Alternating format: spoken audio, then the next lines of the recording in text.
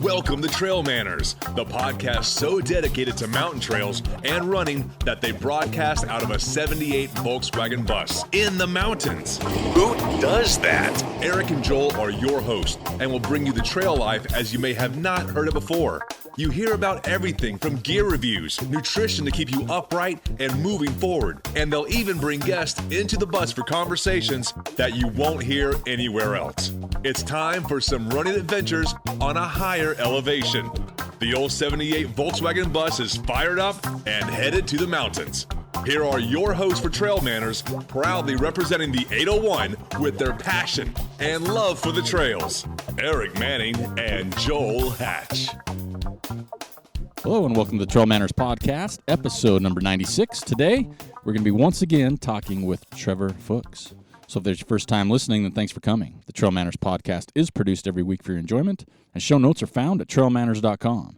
Come back often, and please feel free to add the podcast to your favorite RSS feed or iTunes. You can also follow us on Twitter, Instagram, and Facebook at Trail Manners. All links are in the show notes. Now let's get after it. All right, welcome back to the Trail Manners Podcast. Once again, back at 22nd Street Trailhead, Studio 78. We're on episode 96, and we've got a return guest. Yes. About a year ago, roughly. Except this time, got to give him some crap. He didn't run here. Not this time. Not this time, because we're 2 days out from the Wasatch 100. Right. And we have our guest today, Trevor Fuchs. That's Books with an F. Yep. That's how I remember that. Second-time winner, 2 years in a row. That's pretty impressive. Nice. So how you feeling? Pretty good, yeah. Yeah? Yeah, recovering well. Yeah, you walked over. I'm like, yeah, he didn't just run 100 miles like a day and a half, 2 days ago. No. Yeah, if you saw me yesterday, you'd think so. Yeah. For sure. But, Hobbling. yeah, definitely. I think you're allotted a certain window of, like At we least talked a about, week. eating whatever you want. Right. Oh, yeah, You a couple know. days. Yeah. Yeah, wearing Just picking out. whatever you want, sleeping Wear whenever you want. whatever you want. Oh, man, I know after I don't care. I'm like, I'm just putting on. We'd like cosplay? Like getting ready to go to Comic-Con? Yeah, I dress up like a squirrel. Oh. I don't think I want to see that. Again? Yeah. So yeah, I mean, we got a lot to talk about. We definitely want to get in to talk about the race, having you back. But first thing I want to say is he brought us a treat. He did. How's that? I know. I'm excited. I am too. We'll have you on next week again. All right. Yeah, that's You right. keep this I'll up. go Wait a broke. minute. He can make us some good vegan food. Oh, That's true. That's I owe a bunch of people cookies, so I'll throw you Cookies? guys on the list too. All right. Nice. I like cookies. Yeah, we could Probably- eat cookies. I like them too much Yeah. sometimes. Especially when you put ice cream between them. Oh, it's the There you best. Or what'd you say? Coconut Dream? Yeah. Or coconut bliss. Coconut Coconut Bliss, Bliss. is Stuff. his recommendation All right. for non-dairy. Non-dairy ice cream, which I Right. just bought some yesterday for the first time ever. Right. Took me like 45 minutes to find it. So what'd you bring us? Just some local beer and cheese. Cheese. They didn't have Jeez. They didn't have Beehive's cheese curds, so I brought Barely Buzz, which is, if you haven't had it, is It's espresso stuff, and so- lavender rubbed cheese. That's pretty good. Anything espresso and lavender rubbed, I mean anything rubbed Right. with that is good. Yeah. Is that like a suntan lotion for you? Could be. Could Yeah. be. Yeah, could be. Well, thanks for... Yeah, thank you. First, thanks for taking the time. I mean, Yeah, you're of just course. 2 days out, and I got on you. Like what was right it, away. Saturday? I'll Yeah. message him, hey, man, what's going on? Yeah. I was Congratulations. pretty much in a blur of exhaustion and sleeplessness, so Yeah. I was just Right. kind of laying in bed with my eyes wide open. So And that's why I said, thought you'd be asleep. And he's like, yeah, if I had some chloroform and you know, all this other stuff.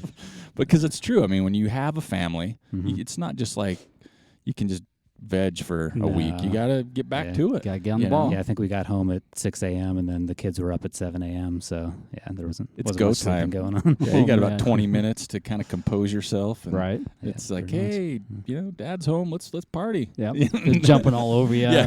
Oh Right. yeah, and the toes. Like, Oh. yeah, They always step on them. stepping on the toes. Yeah. You never notice it when they don't hurt, yeah. or they never step on them. But boy, when you got something wrong, they always find those spots. Yeah, when you're just on the verge of losing them. yeah, The toenails, that is. your kids. Yeah. Yeah, I do that all the time. Where'd he go? Yeah, we tried to sell ours yesterday. Nobody took us up on it. No one was buying. Yeah, nobody was buying.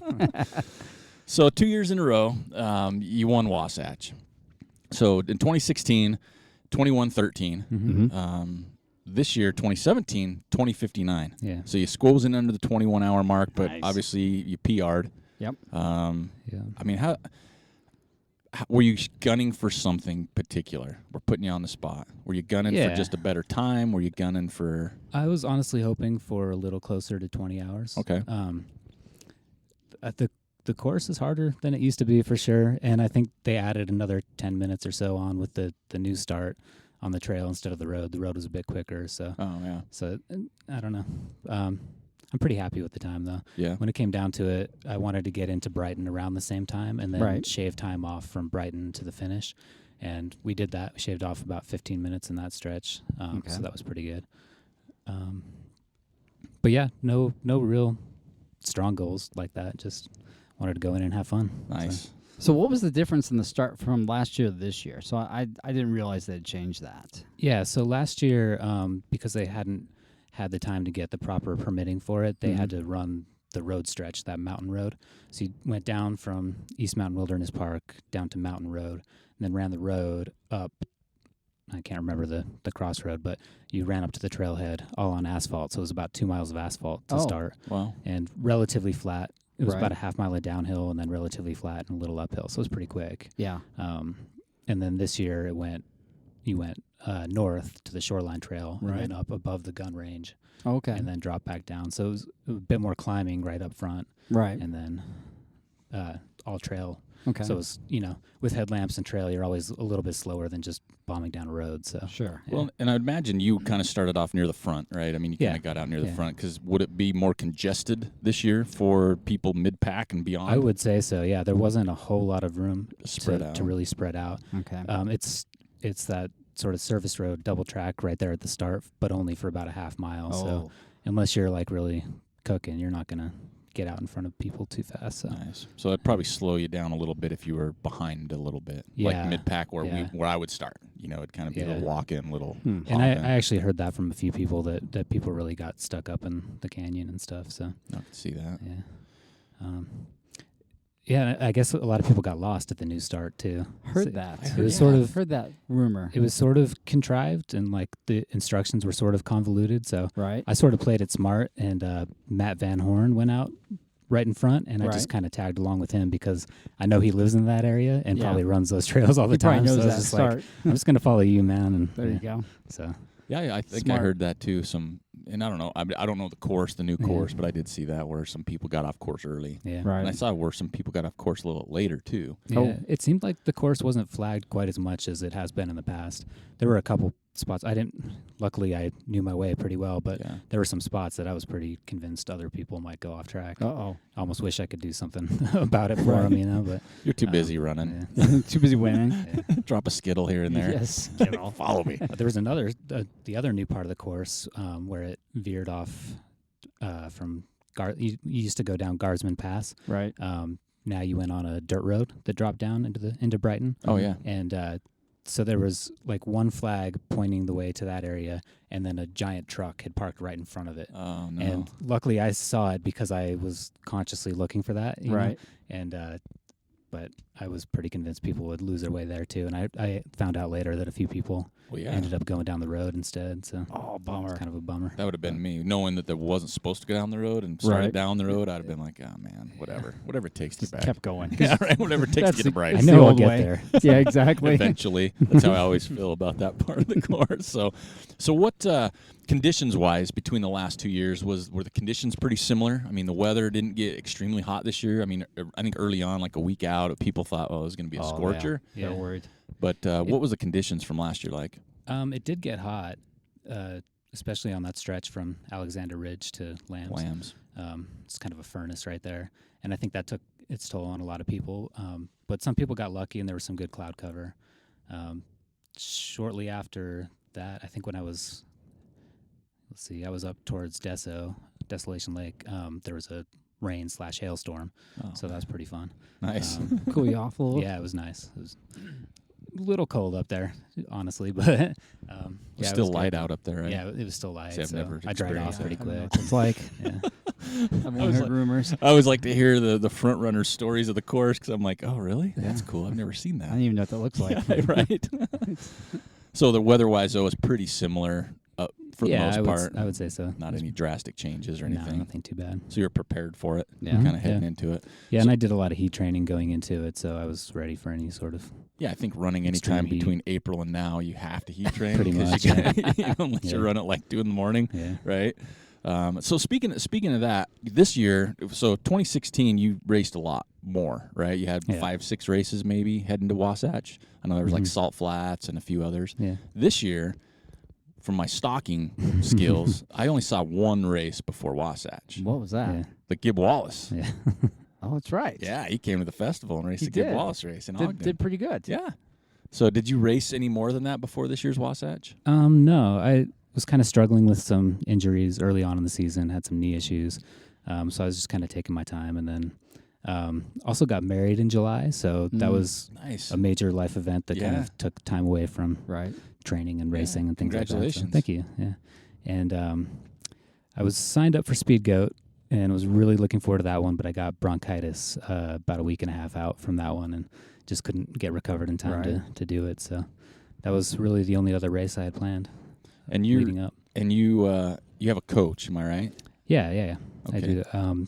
Started working with David Roach in, Oh, nice. I believe it was March Of this year? of this year. Oh, nice. Yeah, and it's been really fun. So Right have you had a coach before for ultra/trail running? No, this is the first time. Really, I was intrigued by it just because I seem to have this issue where if something's hurting or if I'm not feeling good, I still go run anyways, and having that second person to tell me when it's a good idea and when it's not was really valuable to me. But also just the way he structures my training has been almost wizard-like in how effective it is. So Is that his nickname? Call him David the Wizard. the Rope. wizard. I like it. I like that It too. should I be. know. It should be. Let's give him a. When you wear a trucker hat, you get him a wizard hat to There run you in. go. Oh, That'd be yeah. cool.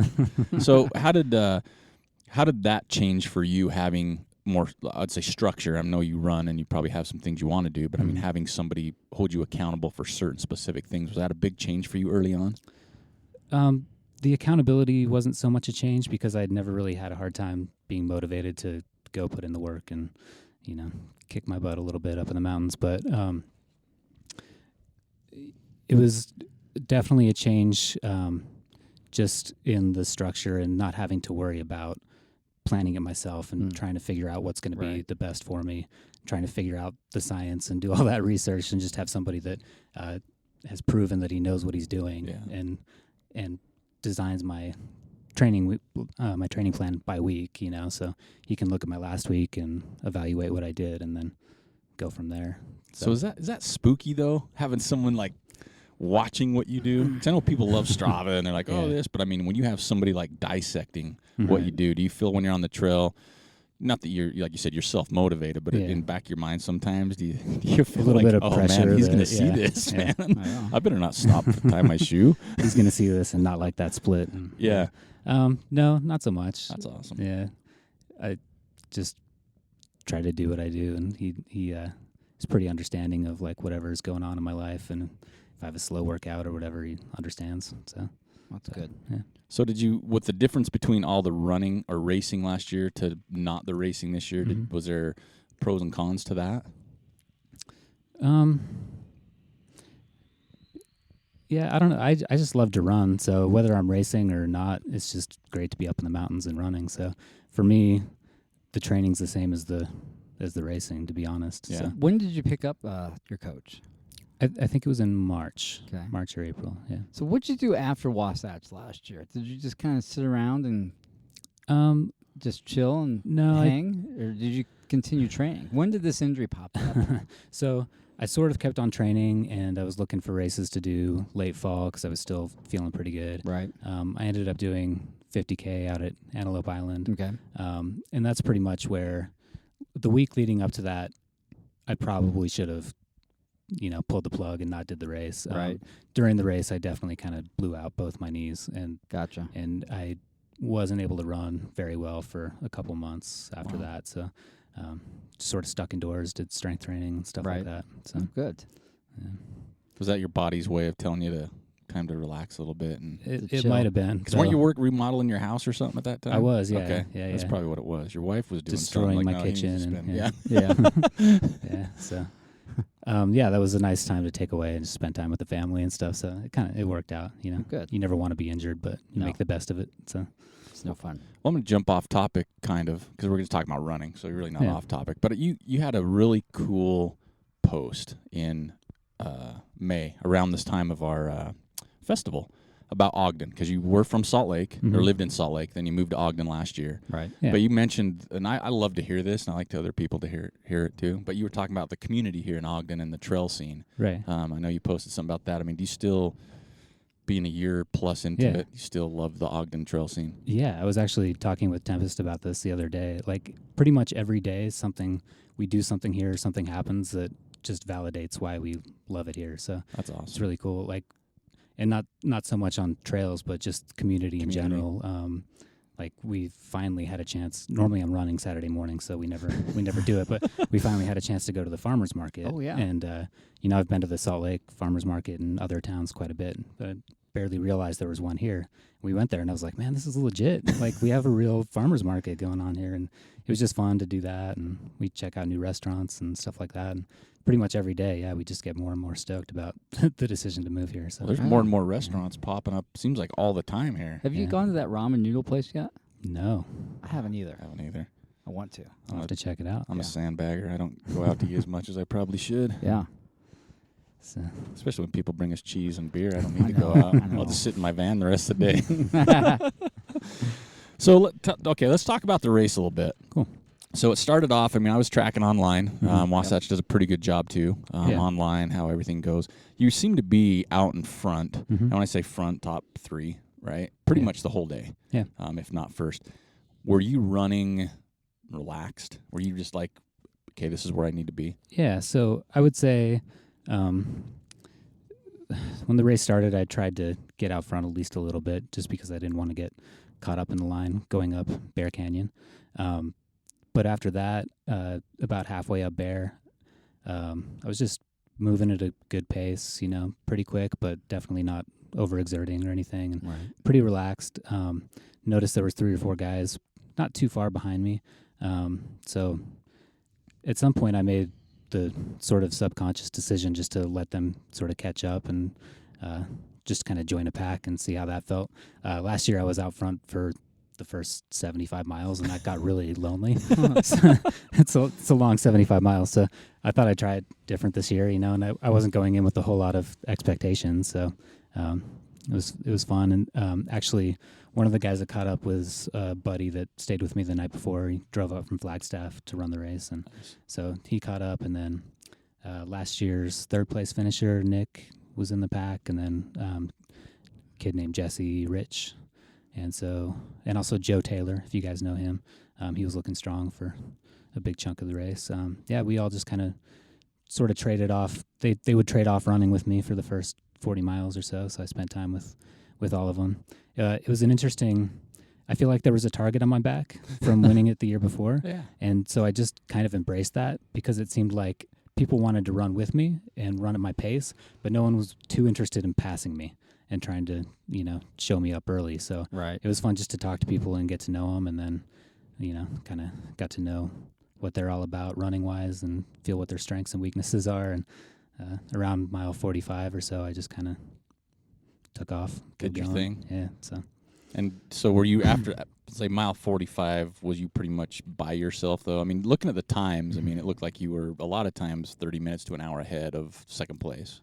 Yeah, I think it kind of varied from there. I think around just before Lambs, when you drop down by that rail line there, that's about where I got up in front of Nick. I think that he was taking a toll on him through that stretch, and then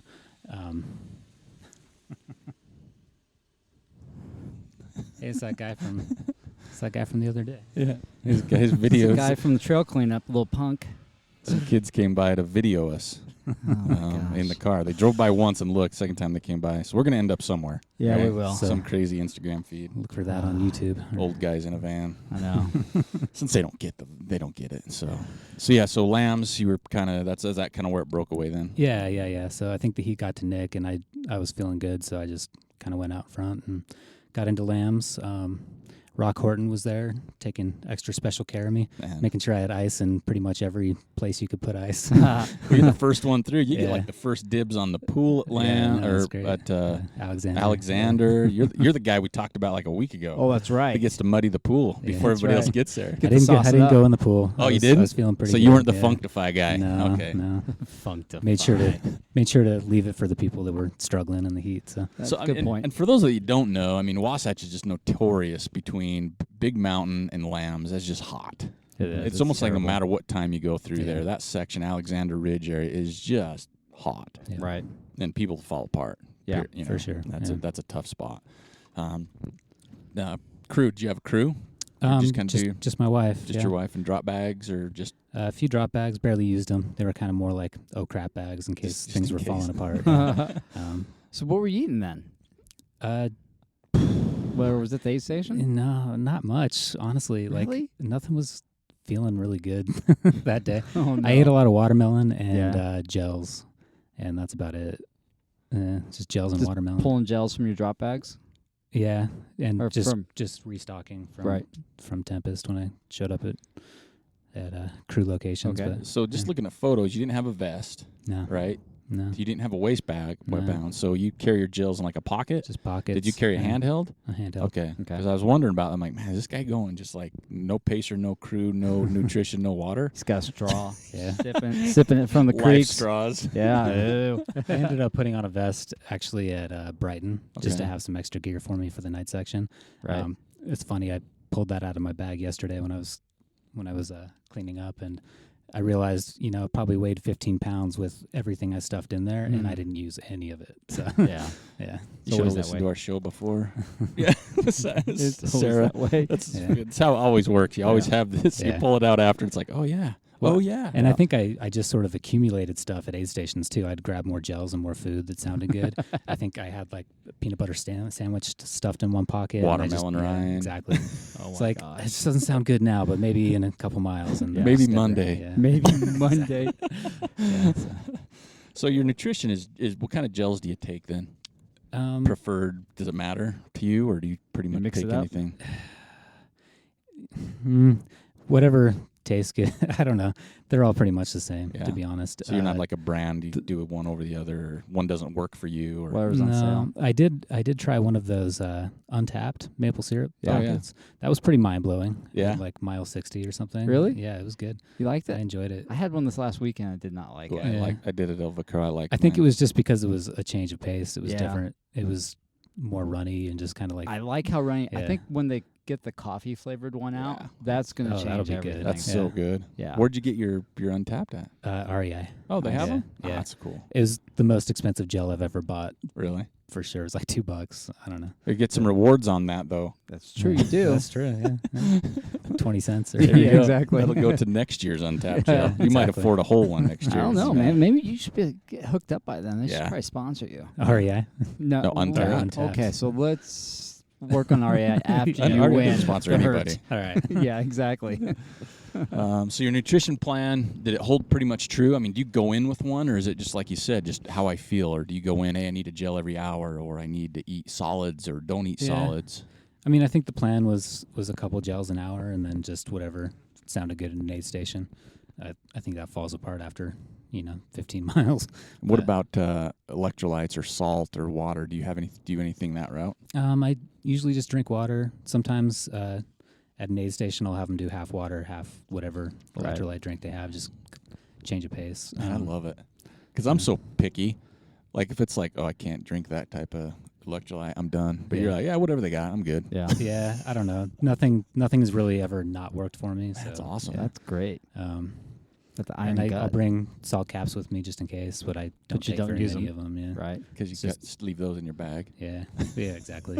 He's They're- got they're at 20 least pounds of light. salt tabs in his bag. He's gonna do some cooking this That's week and just opening them up. solidified. Oh, gross. So the race itself, as we were talking about, did you have low spots? And I know you always kind of have spots where it's like, oh, this kind of sucks, or I don't feel Yeah. good. But did you ever Yeah. get to like a dark spot, or is it just kind of lulls? No, it was pretty good. The only stretch I really had that wasn't super fun is I got some side stitches going up from Upper Big Water up towards Dog Lake and Desolation Lake, and that just kept me from running as fast as I wanted to in those sections.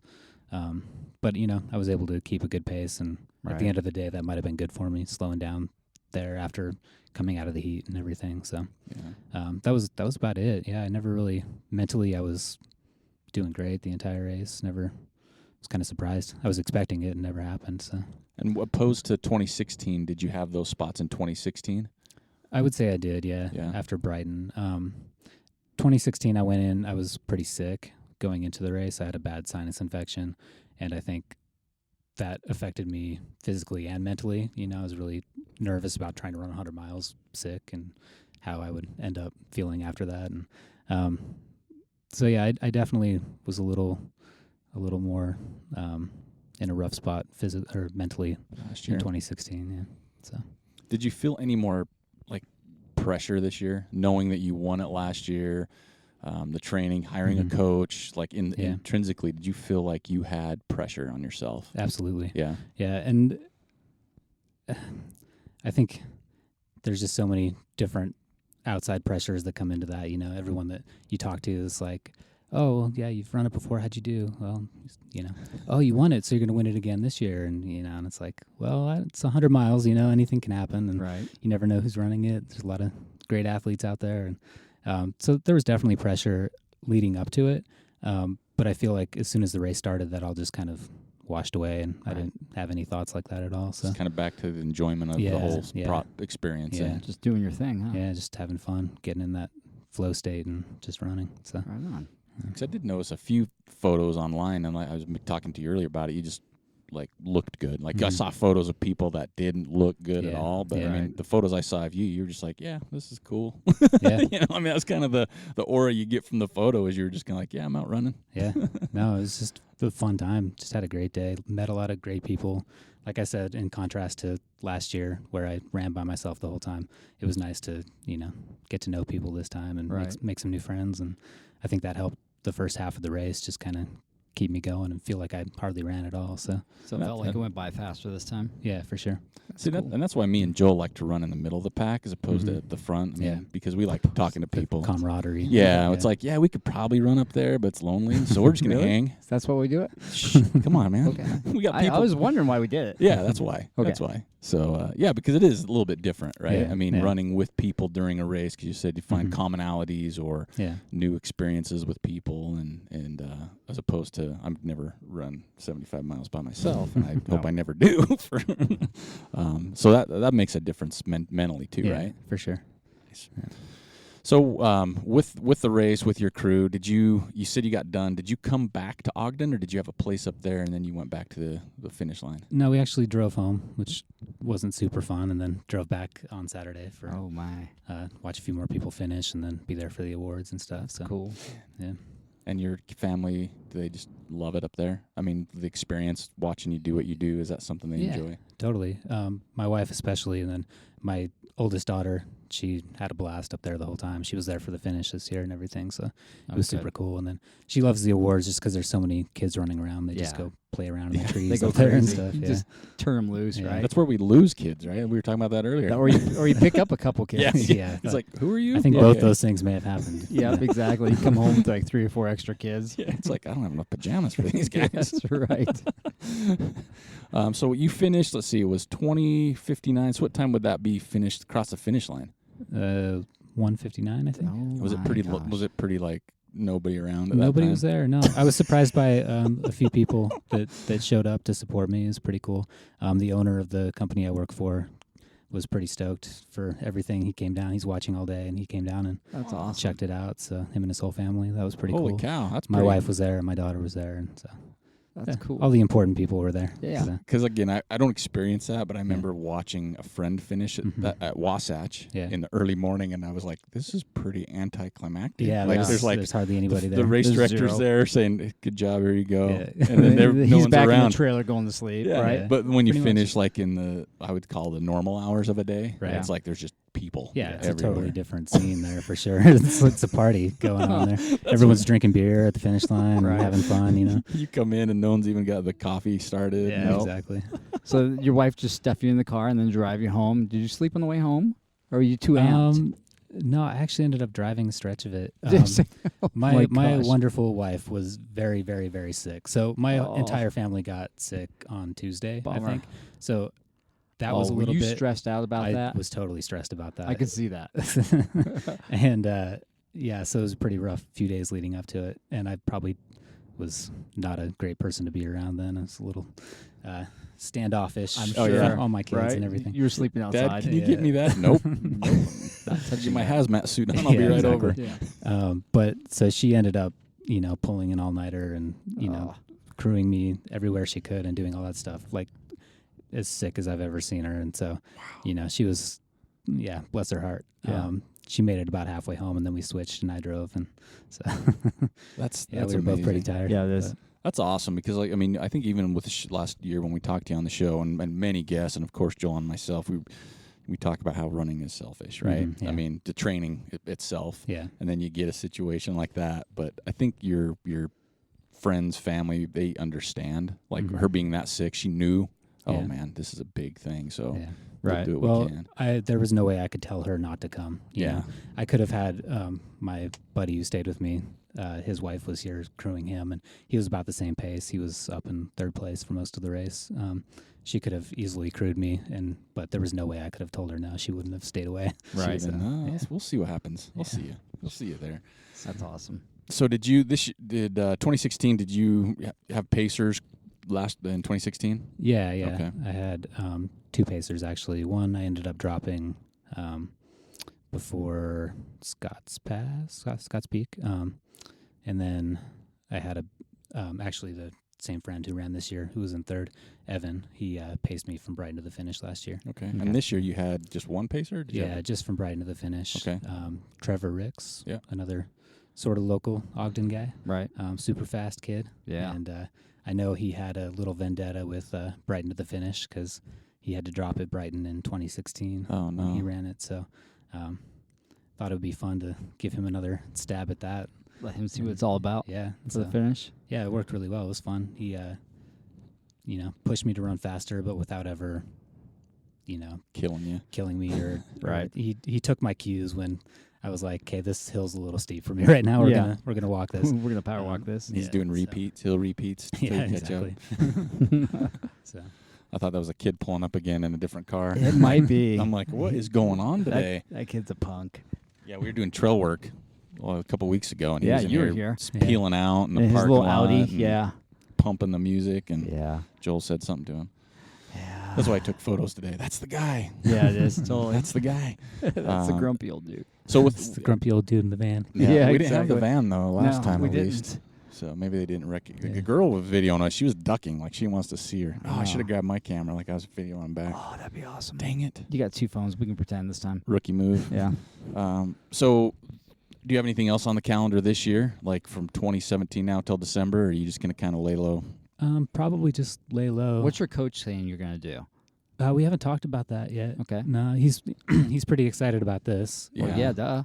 So, yeah, and he's definitely excited for the future. So we'll talk about that and see what we want to do. I guess I'll find out too. And I had some couple, or at least one sort of injury issue going into this. Right. With my adductors, strained those back in June and just haven't really recovered totally from that. So we'll see once all the swelling and everything in my legs goes down if they're how they're feeling. But no real plans. If something pops up that's intriguing or close by, I might do it. But So how did you select or come across what David is? Having him as your coach, all the coaches out there. Do you know him? Did you have experience with him in the past? No experience. No, I just I've read a bunch of his articles in Trail Runner magazine, and then also heard him on some podcasts and things like that, and just kind of liked his philosophy, which is basically just, none of this stuff is really all that important, and it's okay to be silly and just have fun. And I think some people take themselves way too seriously, and especially other coaches I was looking at, and he just seemed like the right fit for me. Nice. Right on. Was going to push me and motivate me, but also just tell me to smile every mile this race. That's what you're going to go out and kind of do. let you be you at the same time. Exactly. That's cool. Awesome. Yeah. Does he have a lot of other athletes like? Yeah, definitely. Yeah. He's got a lot of athletes that are crushing it everywhere right now. Wow. So Right. Claire Gallagher, Oh, wow. who won CCC, Yeah. and Yeah, she had a huge race. yeah, And for same sure. thing with her. We talked about, she just looked good. Yeah. Like she Like didn't she was look having beat. fun. Yeah, like she Yeah. did. She looked like she was Yeah. having fun. Yeah. So you guys do smiling exercises part of your plan? Is that the whole thing? It's like It it's should like, be. Yeah. 10 minutes in front of the mirror. How you doing? Oh, that'd be creepy. Because that's awesome. I mean, as a coach, because you see a lot of coaches out there, and they are pretty pumped for their athletes. Because I mean, they're invested, not just like money, right? Yeah. They're like know what you go through, know your Right. training, and they Yeah. since they've been there, they know what it's like. So it's really cool to see how excited they get as well. Yeah. So have you talked to him since the race has been over? Couple emails, Yeah. back and forth, and yeah, he's pretty excited. I've mostly been sleeping and lazing around the last couple of days, is all. But yeah, So you don't have really anything scheduled for 2017, but you have 2018 right out of the gate, yeah, right? You got the Yeah. Hurt one. You got into the Hurt 100. I did, yeah. So is that something you've wanted to do for a while, or? Yeah, I've never been to Hawaii, and I've always wanted to, and so Made that seeing that excuse, race didn't was kind of like, well, that's a great excuse to get over there, you Right. know?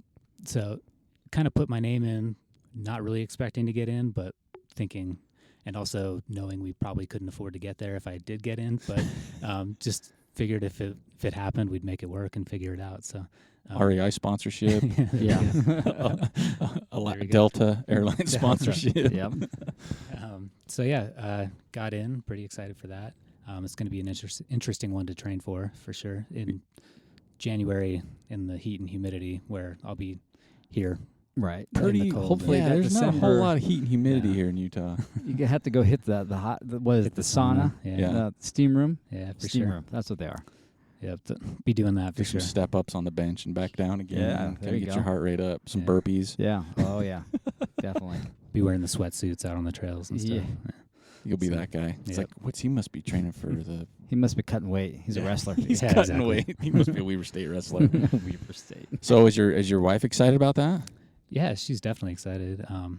Mostly just to go to Hawaii. I Yeah. think, Yeah. but yeah, it should be fun. All the kids going too? No. I think we're just gonna go as a couple. this That's time. you need to do that. Oh. That's what I agree with that philosophy. You need to Yeah. scout it out. Yeah, You see what's kid friendly, Yeah. see what's not, and then maybe eventually take them back. yeah. Yeah. Right? Well, right now we have a 9-year-old, but we have a 2-year-old and a 1-year-old. So I don't think they're going to appreciate it quite as much as No. Nope. as You we could take are, them to so. the Great Salt Lake and Yeah, Soma they'll be Beach there. You can Photoshop pictures and make them think they were in Hawaii. That's right. That'd be awesome. That'd be so cool. Yeah. Just take you and your wife and have a couple of fake ones there. That's awesome. So 2018, besides a hurt, is there other stuff on the docket for that? Not yet. Yeah. Still kind of thinking about that. Definitely going to put in for Hard Rock, of course. And, Nice. We'll see how that goes. What about Wasatch? Is that Are something you, you are go you back done and with do? Wasatch? I don't know. I don't think I'm done with Yeah. it. It's just right in my backyard, Well, so it's yeah. so convenient and easy and Right. a fun environment. And I love all the volunteers there and the race directors and Mhm. everything. It's super cool.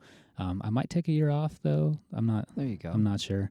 The Ute 100 is looking pretty appealing to me. Yeah. We keep talking so, about that one. yeah. It does look good, huh? I just love that area so much, I Right. look for excuses to get down there too, down to Moab, and first year could be fun to do it. Also, you never know. First year could be a little wacky too, but right.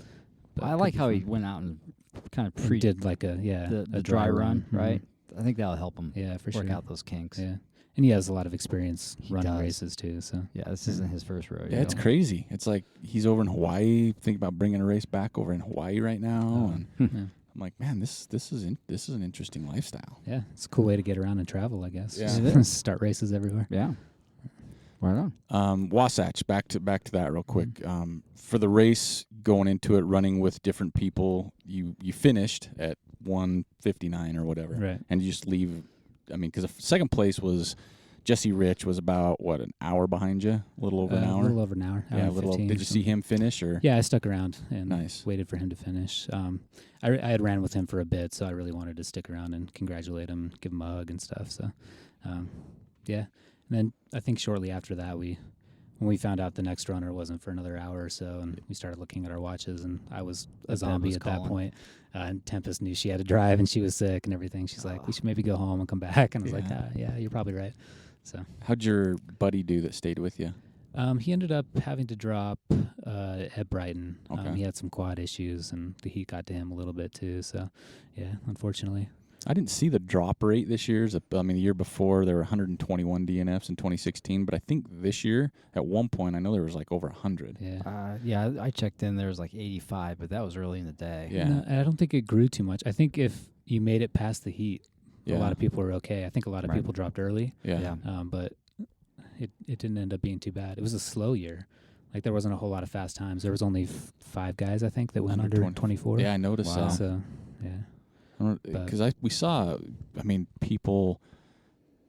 That's why I was wondering about the weather and everything else, because there are people that we knew or we've seen or know who they were that didn't have the day they were looking for. Right. And so I was wondering if there was other things on the course besides the course, because I think that's always tricky, like you just mentioned earlier too, when the course changes and you're not exactly sure. Right. I think that could really, because we were talking to throw you off. Sarah McCloskey, who's done it a million times, and she's like, yeah, I don't know how this starts, and I don't know this section, and she's done it so many times. So that can play into where should I be at this part of the race, how fast should I be going, things like that. And I think the weather things may have played a factor as well. You never know how that stuff affects some people. Right. Where I got drizzled on, other people got hailed on. So you know, Right. they might have found shelter, or I just kept running, going probably through it. faster. You know. Yeah. So yeah. And it's always so dependent on just your day. Mhm. Like we knew some people in that are, you know, obviously all the runners are solid runners, but just they just didn't have that day. Just from the beginning, something wasn't right. Something wasn't was like they were off. hurt. Wasn't like they were sick. Just we've all had wasn't those there. runs where Yeah. you're just not there. Unfortunately, it just pops up on one of those I runs. think they got the Bear Canyon flu. Yeah, right. Yeah, that's a tough. That thing's kicking people's trash. Yeah, right out of the gate, especially if you get lost. Yeah. I mean, mentally, before. that would be Mentally, tough. yeah. If you're like first 5 miles and you're off course, you got to Yeah. be thinking, You're are like, you oh, kidding how am me? I going to bounce back? And then you have to hit Bear Canyon. That's got Yeah. to be deflating. Yeah, Right. I think that does play a little bit into it. That's a tough climb, and I think that affects people later on in the race too, more than they think, when they start realizing their quads are trashed and Right out of the everything. gate. Yeah. Well, then you get that downhill right after that, right? That's to the shed. how long is that downhill? A couple Forever. miles? It's like 7 or 8 miles. Yeah. Three or 4 or 10 miles, something like that.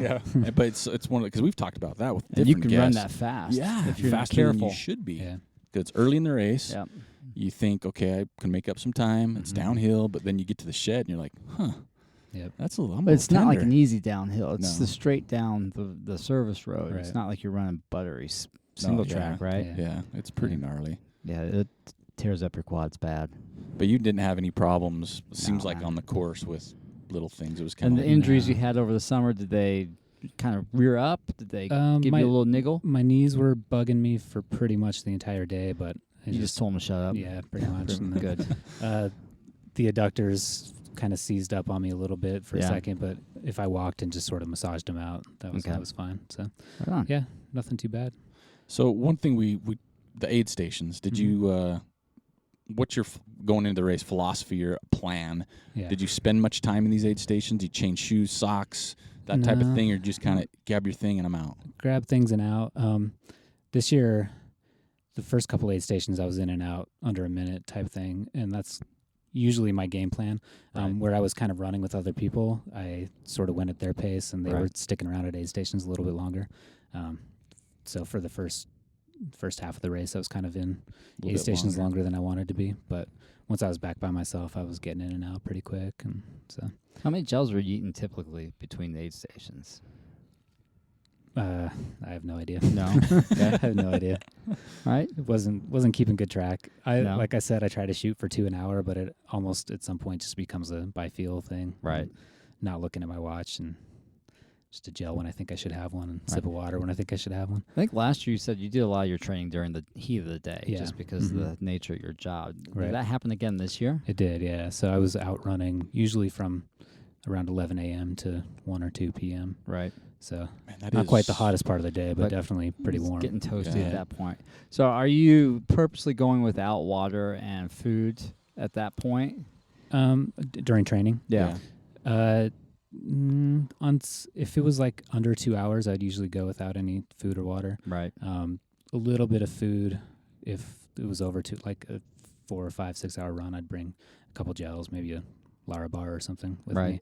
And then definitely a bottle or two of water on those Right. longer runs. Under 2 hours, I would usually just wait and drink a bunch of water when I got home. Yeah. So Okay. pre-hydrate too. So you just pretty much stayed with the same plan you had last year, Yeah. except for you had a coach to kind of steer you. Right.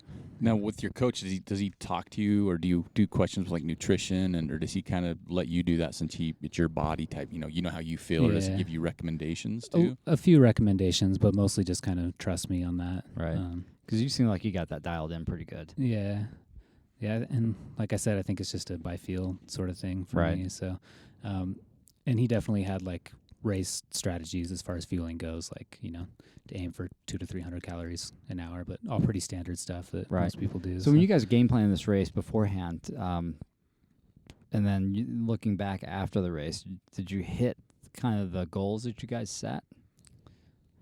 Yeah, I mean, really the main goal was just to go in and make good memories and have a lot of fun and smile. And win? And win. We really didn't talk about that much. No, we didn't talk about that at all. So that's awesome. I mean, maybe when I first started talking to him, I mentioned that I might like to win it again. Right. But that was 6 months ago. I mean, was that part of the conversation when you were kind of like picking him? You're like, I kind of won this race. This big 100 miler. Sort of, yeah. Just let him know like the things I've done and where I've been and where I want to be. Right. And so. But as far as, winning isn't like a huge priority for him, even though he seems to get a lot of results with a lot of his athletes. Right. It's more just experience. It's really about the journey leading up to it and the training and the person you become through all those challenges and stuff. So, and that's just another reason that it's nice to work with him. That's awesome. It takes a lot of that pressure off, feeling like you need to go out and win to, right. Prove yourself Validate to him yourself. or to validate yourself to him Yep. or to your family or anybody else. So, Right. Yeah. Do you do most of the communication via email? Do you do phone calls? Email, and then just like a lot of communication on the training log itself, and Okay. like how this felt and how this felt. And Right. Yeah, and text messages, all the standard stuff. So. And where's he? Is he based out of? I believe he's in California, Okay. Northern California, and he spends. I feel like he's all over the map, though. He spends a lot of time in Aspen, Boulder, Right. stuff like that. So yeah. Got to get him out to Utah. He'd probably never leave, right? He'd be like, "Whoa, I you're know. right. This is sweet."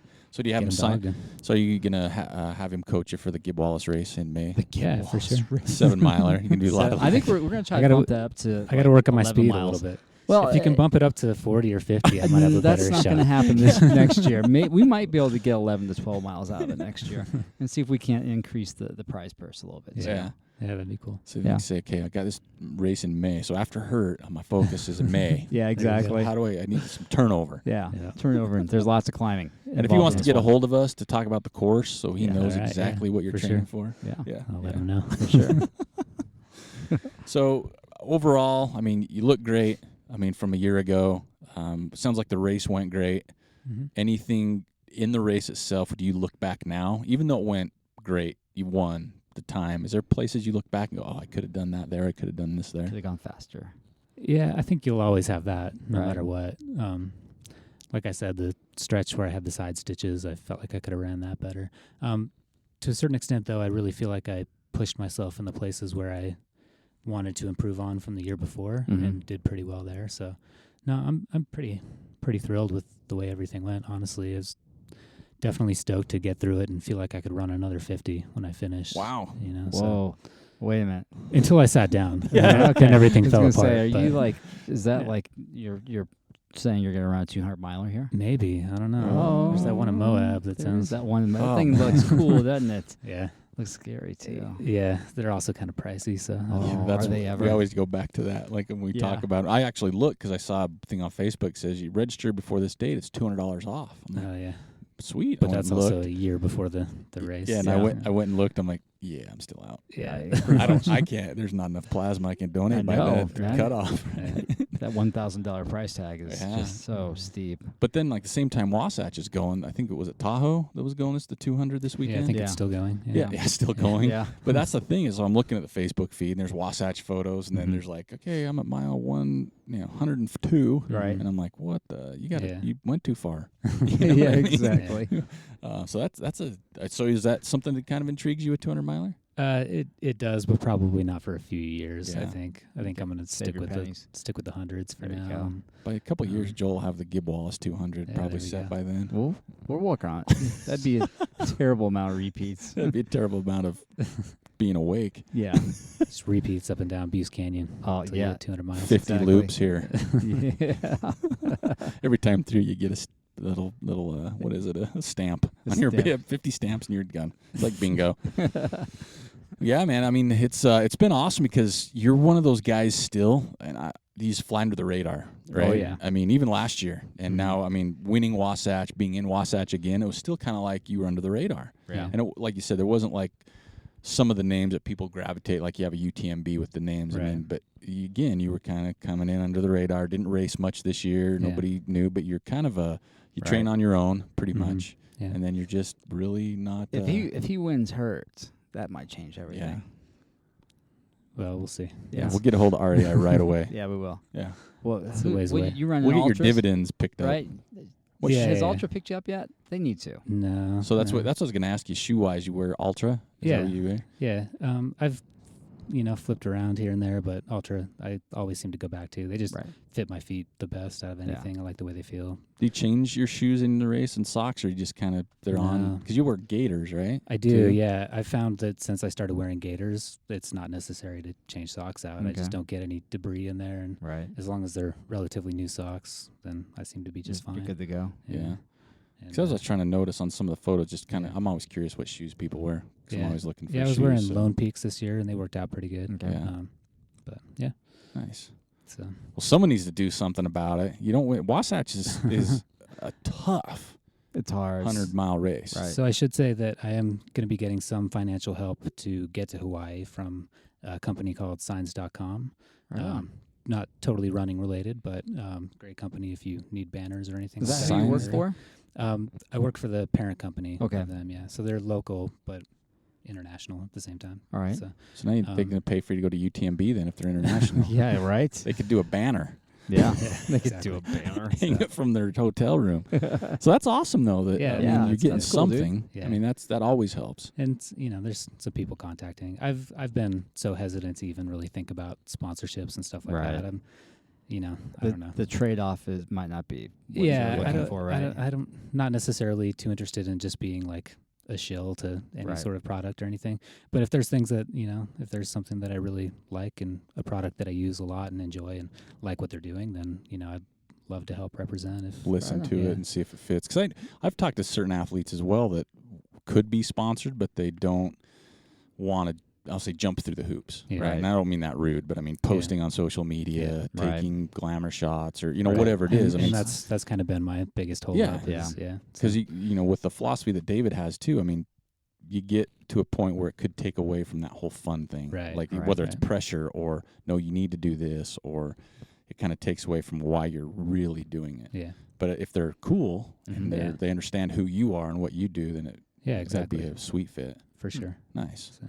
Right on. Well, that's cool because Wasatch still, I mean, even though it's been around a long time, it's still one of the tougher 100-milers for sure. Yeah, if you win it, you're legit. Yeah. Well, I mean, it just shows too with 5 people going under 24 hours too. Yeah. I mean, that's still pretty.